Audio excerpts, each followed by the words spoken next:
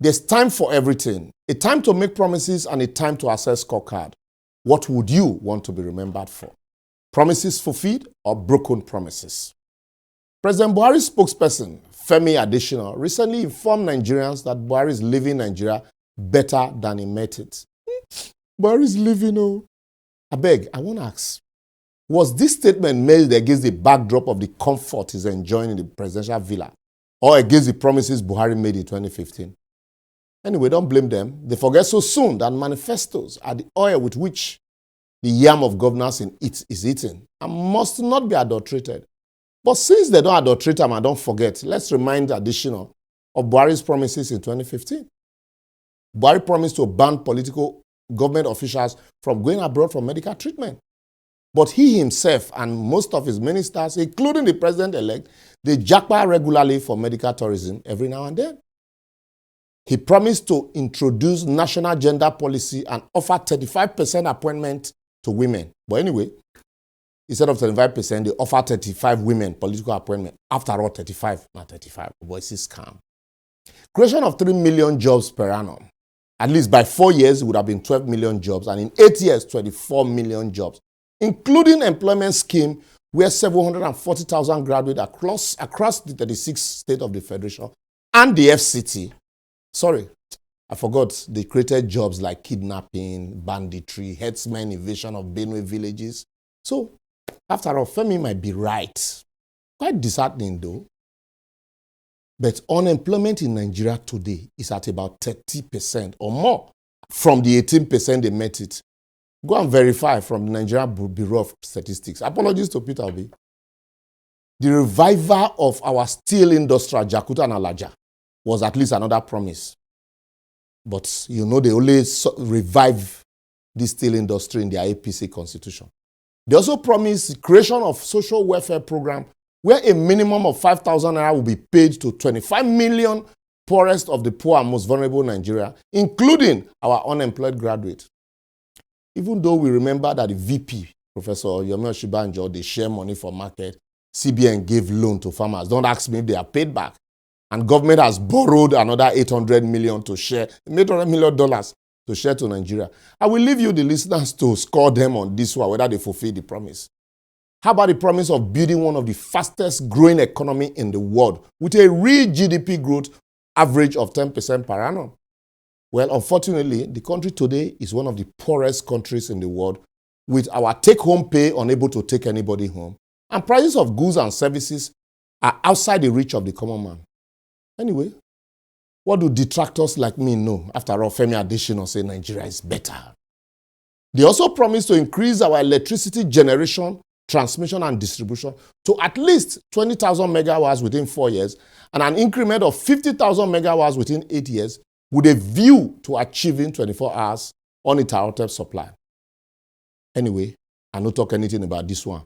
But it is obvious that Buhari scammed unsuspecting voters because till now, our total installed capacity is 7,500 megawatts and we have not been able to distribute more than 5,000 megawatts. Better well, Bros Femi say, we are better off.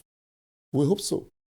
I can't even believe that this government had promised to upgrade all federal-owned hospitals to world-class facilities and increase the number of medical doctors from 19 to 1,000 persons to at least 50 to 1,000 persons. And not only jackpotting for medical tourism as the hospitals are worse off, but they are also struggling to hold down the few medical doctors from jackpotting as a result of poor condition of service, abysmal remuneration, and lack of facility. But really, it's not funny.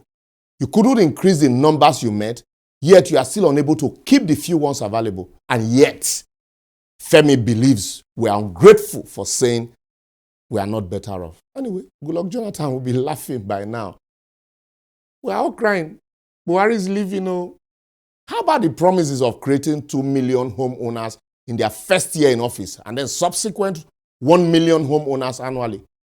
If you ask about promises of making Naira stable at the international market, they will tell you it wasn't Buhari that made the promise, but the party.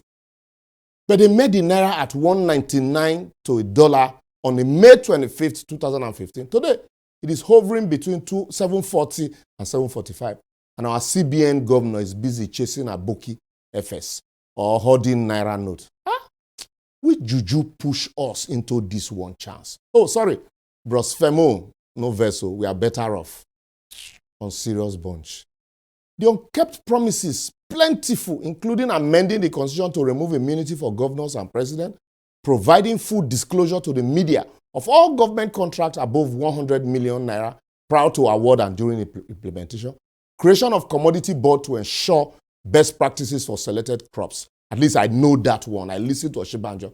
Consolidation of INEC to reduce and possibly eliminate electoral malpractices. Even INEC themselves now, they're confused whether they have improved, progress, or retrogress. I'm really trying hard to look at the positive of this government that made Pastor Femi Adesina claim that Buhari has left Nigeria better than he met it. And then I remembered that they passed the Petroleum Industry Act. Even though the implementation is topsy-turvy, they promised to eradicate Boko Haram, though, and bring back our guests. But 9 years after, some of our guests are still in captivity, even though our military men are trying daily to suppress and defeat Boko Haram and the general security with the best they can. I also remember that they built the second Niger bridge and built more railway than the previous government. But the only thing be said, the railway now became so unsafe that it turned into a kidnapping den. May God rest the soul of Nigerians that died, both the military and civilians, for no fault of theirs but the fact that they are Nigerians. I will therefore advocate, as the swearing-in draw closer, the incoming government should not bother to take us on another voyage of rhetorics and promises, and nobody should request me to set agenda for anybody.